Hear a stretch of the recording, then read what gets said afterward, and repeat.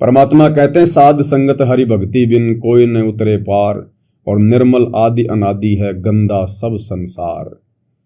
सतगुरु से उपदेश प्राप्त करने के बाद, भक्ति लेने के बाद, उस भक्ति मार्ग पर दृढ़ता प्रदान करने के लिए हमें साध संगतियों की आवश्यकता पड़ती है। परमेश्वर के द्वारा बताए गए आध्यात्मिक प्रवचनों पर हमने विश्लेषण करना पड़ता है, चिंतन मनन करना पड़ता है। एक दूसरे भगत भाई बहन आपस में मिलकर ज्ञान पर चर्चा करेंगे, नई नई बातें निकलकर सामने आएंगी। जिस प्रकार दूध में जामन लगा दिया दही बन गया, फिर दही को मथने से मक्खन निकलता है, इसी प्रकार साध संगतियों से हमें दृढ़ता प्रदान होती है। और यह दृढ़ता पिछले 10-12 वर्षों से 2014 बरवाला कांड के बाद से निरंतर हम आत्माएं प्राप्त करती हुई आ रही हैं। भाइयों और बहनों, विशेष संदेश जो कि वर्तमान में अपने मिशन के तहत पूज्य गुरुदेव भगवान हिसार जेल से बैठकर हम आत्माओं के लिए बाहर भेज रहे हैं। ये विशेष संदेश गुरुदेव अपनी विशेष आत्माओं के लिए भेज रहे हैं, क्योंकि विशेष संदेश में से जो भी कुछ सार है, जो निष्कर्ष है अध्यात्म का, वो परमात्मा की विशेष आत्माएं ही निकाल सकती हैं। अन्यथा आप और हमारे से पहले इन सभी विशेष संदेशों को सतलोक आश्रमों से जुड़े हुए भाई बहनों ने सुना था। आज से 3 साल पहले इन लोगों को सुबह 4 बजे ही नाम दीक्षा केंद्रों पर बुलाकर ये विशेष संदेश सुनाए जाते थे, लेकिन आज तक ये आत्माएं इन विशेष संदेशों पर कोई निष्कर्ष नहीं निकाल पाई और ना गुरुदेव के उन आदेशों पर भली भांति चल पाई। जब इन विशेष संदेशों को गुरुदेव के आशीर्वाद से सोशल मीडिया पर डाला गया, उसके बाद से लगातार सत्सेवक भाई बहन निष्कर्ष निकाल रहे हैं, भक्ति मार्ग पर दृढ़ता प्रदान कर रहे हैं, वीडियो बना बनाकर अपने दूसरे भगत भाई बहनों को भी दृढ़ता प्रदान कर रहे हैं, क्योंकि विशेष संदेशों को विशेष आत्मा ही समझ सकती है। तो इसी कड़ी में भाई और बहनों, विशेष संदेश का आज पार्ट 8 है और आज के इस पार्ट में परमेश्वर हमें सतलोक की महिमा के बारे में बता रहे हैं। सतलोक में क्या क्या सुख हैं और इस काल के गंदे लोक में किस कदर हम झूठे सुखों को सुख मानकर दुख भोग रहे हैं। परमात्मा ने बताया कि बच्चों, इस काल ने तुम्हें धोखा दे रखा है, धोखा। ये धोखा देकर तुम्हारे को सतलोक से इस गंदे लोक में लेकर आया और यहां भी तुम्हें महाधोखे में रखे हुए है। और परमेश्वर ने बताया कि इसका जो 21 ब्रह्मांड है, 21 ब्रह्मांड में सबसे बड़ा सुख बताते हैं महास्वर्ग में, जो इसके ब्रह्मलोक में है, महास्वर्ग में, यानी ओम नाम की साधना करके, तपस्या करके, और एकाध साधक ब्रह्मलोक में जाता है, महास्वर्ग में जाता है। तो गुरुदेव ने बताया कि इसका ब्रह्मलोक क्या है, इसके 21 ब्रह्मांड के सुख क्या हैं और सतलोक के अखंड सुख क्या हैं। है बिल्कुल सेम सेम, रचना बिल्कुल सेम सेम है। ये 21 ब्रह्मांड इस काल ने अपनी कोई जादुई शक्ति से या सिद्धि शक्ति से या चमत्कार करके नहीं बनाया। ये 21 ब्रह्मांड एक टुकड़ा है जो सतलोक से टूटकर एक विमान की तरह 16 शंख कोश की दूरी पर आकर यहां टिक गया। ये सतलोक का ही एक टुकड़ा है। तो सतलोक में भी ठीक इसी प्रकार की धरती है, इसी प्रकार के पहाड़ हैं, पेड़ हैं, इंसान है, गांव हैं, नगर हैं, वनस्पति है, सब कुछ एज इट इज, क्योंकि 21 ब्रह्मांड ये टुकड़ा एक 2 कॉपी है, सतलोक की 2 कॉपी। वहां पर हर वस्तु नूर से बनी हुई है, नूरी है, तेज पुंज से बनी हुई है, और यहां पर ये 5 तत्व में विलीन हो गई, 5 तत्वों में कन्वर्ट हो गई। तो सेम टू सेम है। और गुरुदेव ने बताया कि बच्चों, जिस प्रकार एक बोरी खांड की और एक बोरी नमक की, बोरी भी बिल्कुल सेम है, खांड की भी और नमक की भी, और उनका रंग भी बिल्कुल सेम है, खांड का भी और नमक का भी, लेकिन उनके टेस्ट में रात दिन का अंतर है, रात दिन का। आप उसी बोरी में से खांड खा जाओगे 100 ग्राम और बड़ा आनंद आएगा, लार टपकेगी, मुंह मीठा हो जाएगा, और आप उस नमक की बोरी में जो बिल्कुल खांड जैसी दिखाई देती है, सेम टू सेम, आप एक चूंटी भर भी नहीं खा सकते, चूंटी भर भी। अगर धोखे से खा भी गए तो तुरंत आप जी थूकोगे, कुल्ला करोगे, मुंह बनाओगे, अच्छा नहीं लगेगा, मन खराब हो जाएगा। तो सेम टू सेम है भाई और बहनों, सेम टू सेम रचना, सेम टू सेम है, टू कॉपी कर रखी है। लेकिन इसने खांड की जगह हमारे को नमक दे रखा है और कह रखा कि बस यही खांड है, इसके अलावा और खांड होती नहीं है और कुछ नहीं है। अब परमेश्वर ने आकर हमें सच्चाई बताई, हकीकत बताई, सतलोक के राजा ने, सतलोक के शहंशाह ने, कि बच्चों इसने तुम्हारे को ये नमक की बोरी दे रखी है और तुम्हारे को धोखा दे रखा कि बस यही खांड है। अब गुरुदेव हमें वहां की महिमा बता रहे हैं ताकि हमारी वहां जाने की रुचि बने, हम इस नमक की बोरी को त्यागें, छोड़ें, हमारा मन हटे।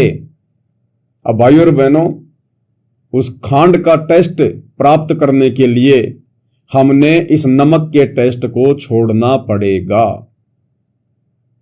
हाँ, हम इतना टेस्ट जरूर करेंगे जब तक हम इस काल के लोक में हैं, तब तक हमारी जो आवश्यकताएं हैं केवल हम उतना ही टेस्ट करेंगे। उससे ज्यादा उस नमक को हम ठूस ठूस कर अपने घर में नहीं भरेंगे, जैसे हम बिना ज्ञान के पहले भर रहे थे। जोड़ लो, सोना चांदी, बैंक बैलेंस बना लो, प्लाट खरीद लो, बड़े बड़े मकान बना लो, गाड़ियां खरीद लो, फैक्ट्रियां लगा लो। अब हम इस नमक को आवश्यकता से ज्यादा अपने घर में जमा नहीं करेंगे, क्योंकि अब हमें पता चल गया कि ये तो नमक है, नमक। और नमक यदि आवश्यकता से ज्यादा आटे में डाल के खा लिया तो आटे के टेस्ट को भी खराब कर देगा। और जहां हम रोजाना एक टाइम 5-5 रोटियां खाते हैं, अगर नमक ज्यादा हो गया तो अब हम एक रोटी भी नहीं खा सकते, एक रोटी भी। क्यों? क्योंकि अब हमें नमक के विषय में पता चल गया। अब हमें गुरुदेव भगवान ने सृष्टि रचना के माध्यम से इस नमक रूपी 21 ब्रह्मांड के दुखों से परिचित करवा दिया। इसलिए अब कोई मूर्ख प्राणी होगा जो यहां माया जोड़ जोड़ के बैंक बैलेंस बनाने की सोचेगा, बड़ा आदमी बनने की सोचेगा, धनपति बनने की सोचेगा, मान बढ़ाई की चाहत रखेगा। ये तो नमक है, नमक। तो गुरुदेव भगवान हमें खांड के विषय में बता रहे हैं, सतलोक के विषय में जानकारी दे रहे हैं। और क्या कह रहे हैं परमपिता परमेश्वर जी? अब क्या बताते हैं? सतगुरु मिले तो इच्छा मिटे, पद्मल पदे समाना, चल हंसा उस लोक पठाऊं जो आदि अमर अस्थाना। सतगुरु मिले तो इच्छा मिटे, पद मिल पद समाना, चल हंसा उस लोक पठाऊं जो आदि अमर अस्थाना। सतगुरु ही हमारी यहां से इच्छा हटाकर सतलोक में इच्छा लगा सकता है। सतलोक की महिमा गा गा कर, सतलोक की महिमा सुना सुना कर। सतगुरु मिले तो इच्छा मिटे और पद मिल पदे समाना। पद मिल यानी हमें भक्ति की वो पद्धति देगा, वे ओ वर्षित देगा, शास्त्रों के अनुसार हमें वो पद्धति देगा। पद मिले यानी जब हमें वो पद्धति मिल जाएगी, वो पद मिल जाएगा। यहां गुरुदेव ने बताया कि 2 पद हैं और ये सूक्ष्म वेद है, कोड वर्ड में है। पद मिले और पदे समाना। एक पद का जो शुरू में जो पद है कि पद मिले यानी हमें वो पद्धति मिले भक्ति की, शास्त्रों के अकॉर्डिंग, सतलोक जानने वाली। जब हमें वो पद मिले तो फिर पदे समाना, उस वास्तविक उस पद में, अमर पद में, सतलोक में समा जाएंगे, हम वहां पर चले जाएंगे। पद मिल पदे समाना और चल हंसा उस लोक पठाऊं। सतगुरु कह रहे कि हे भगत आत्मा, चल मेरे साथ, तुझे मैं उस अमर लोक में बैठा दूं जो आदि अमर अस्ताना, जो सदा से है, जो कभी विनाश में नहीं आता, जहां पर अखंड सुख है। क्या कह रहे हैं गुरुदेव? कि सतगुरु मिला तो ये सब बातें याद दिला के यहां से मन हटाओगा जब बात पड़ेगी। जैसे अब्राहिम सुल्तान अदम, सुल्तान एक राजा था सुल्तानी मुल्क बुखारे का, सर्वसंपन्न राजा था, इतना धन था गिनती नहीं, 18 लाख घोड़े और भी बकवास संसार जो राजा लोग ऐसे मानते हैं वो भी खूब था, शादियां कई करा रखी थी, 9 लखा बाग, सारी ठाठ थी। हम इस सारे ठाठ माने, आप लोग भक्ति करते हो क्योंकि आप भौतिक धन के कमजोर हो, लेकिन अध्यात्म धन आपका बहुत जबरदस्त है क्योंकि आपको मालिक की शरण मिल गई। अब आपकी नियत ये रहे भगवान बढ़िया गुजारा हो गया, कार मिले, कोठी मिले, अब इतना ज्ञान दिया जा रहा है और इतना कुछ जबरदस्त बातें बताई जा रही हैं। ये इसलिए बताई जा रही है कि यू मन हटे यहां से, आप ये साधना करते रहो। जैसे आपको बताया था, किसान जो गेहूं बोता है उसका उद्देश्य भूस प्राप्त करना नहीं होता, उसका उद्देश्य होता गेहूं, बच्चों की जान बचे, खाने का पेट भरा हमारा सारे परिवार का। लेकिन वो भूस तो आप होगा जब गेहूं की फसल बोई है। तो जो भक्ति हम आपको दे रहे हैं इसमें आपको ये भौतिक धन तो आप होगा, ये प्रथम मंत्र जो दिया जाता है, इसके बिना आगे के मंत्र नहीं चले। गेहूं बोते हैं तो उसमें डंठल पर ले आओगे जो भूस होता है, और डंठल अच्छी 2-3 फुट की वो बढ़ेगी, जब जाकर वाल लिया होगी, वाल जिसमें गेहूं लगेंगे, जिसमें गेहूं होंगे। तो इसी प्रकार ये जो भक्ति आपको दास दे रहा है परमात्मा की दी हुई, गुरुदेव का आदेश से उनकी बख्शी हुई, ये ऐसे काम करेगी। आपने भौतिक धन तो ना मांगोगे तो भी देगा, ये मिलेगी, इसमें बस की बात नहीं। परमेश्वर जो कह रहे हैं वो परम सत्य है। गुरुदेव कह रहे हैं कि बच्चों तुम भौतिक धन से थोड़े कमजोर हो, लेकिन आध्यात्मिक धन तुम्हारे पास भंडार भरा है, भंडार। भाई एक बात बताओ भाई और बहनों, आज किसी भी व्यक्ति के पास में जो भौतिक धन है, जो अरबपति है, खरबपति है, कोई मुकेश अंबानी बन के बैठा है, कोई देश का प्रधानमंत्री बन के बैठा है, उस व्यक्ति के पास में आज इतना धन कैसे है, इतना बड़ा वो पद कैसे है? उसके आध्यात्मिक धन के कारण, यानी उसकी भक्ति के कारण ही तो आज वो धनी है, देश का प्रधानमंत्री कोई मंत्री बन के बैठा है। और गुरुदेव क्या कह रहे हैं कि बच्चों तुम्हारे पास में आध्यात्मिक धन बहुत है, लेकिन भौतिक धन इतना नहीं है। भाई जब आध्यात्मिक धन से ही भौतिक धन मिलता है और हमारे भंडार भरे पड़े आध्यात्मिक धन के यानी भक्ति के, फिर भौतिक धन क्यों नहीं है? सांसारिक संपत्ति हमारे पास में फिर इतनी क्यों नहीं है? क्योंकि परमेश्वर ने जानबूझकर हमारे भाग्य में इस आध्यात्मिक धन के साथ साथ जो भौतिक संपत्ति का भंडार था, जो हमें मिलना था इसी जन्म में, परमात्मा ने जानबूझकर उसको कैंसिल कर दिया, जानबूझकर अपने आशीर्वाद से। अन्यथा भाइयों और बहनों, यदि हम उस भौतिक धन के धनी होते तो आज हम भी सेठ होते, बहुत बड़े कोई मंत्री होते, सरपंच होते, बहुत बड़े पैसे वाले होते, फैक्ट्रियां होती। और परमात्मा कहते हैं इस काल के लोक में अगर आप जरा भी कोई छोटा मोटा पद प्राप्त हैं, आपके घर में यदि रोजी रोटी का अच्छा सा बढ़िया सा जुगाड़ है, यदि पहले से आपके माता पिता के माध्यम से या फिर आपने पढ़ लिख के नौकरी प्राप्त कर ली, यदि आपके पास में भौतिक धन होता आवश्यकता से ज्यादा, तो आज तुम भक्ति के नजदीक भी नहीं होते, नजदीक भी। जिस प्रकार आज आप और हम भगत भाई बहन अपने पैसे वाले रिश्तेदारों को, मित्रों को या अन्य लोगों को जो राजकीय पदों पर हैं या बहुत बड़े कोई बिजनेसमैन हैं, गांव का कोई सरपंच है, कोई पार्षद है, चेयरमैन है, जब कोई उसके सामने इस ज्ञान की चर्चा करता है और नाम लेने के लिए बोलता है तो वो आदमी सौपन में भी हाँ नहीं भरता और कहता देखेंगे भाई देखेंगे, अभी नहीं, देखेंगे देखेंगे, क्योंकि उसको वो पद प्राप्त है।